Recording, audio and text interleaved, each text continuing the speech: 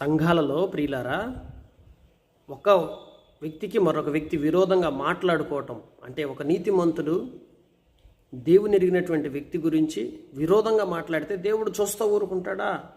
దైవజనుల గురించైనా, తోటి విశ్వాసుల గురించైనా, సంఘ సభ్యుల గురించైనా, ఎవరి గురించైనా సరే విరోధంగా మాట్లాడటం భయంకరమైన పాపం. అంటే విరోధ భావం కలిగి ఉండటం, విరోధంగా మాట్లాడుకోవటం ఎంత భయంకరమైన పాపం అది.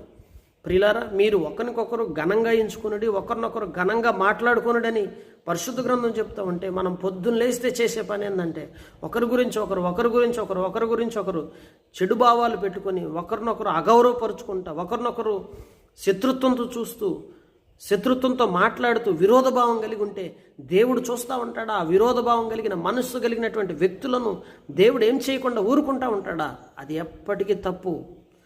ఎవరి గురించి విరోధంగా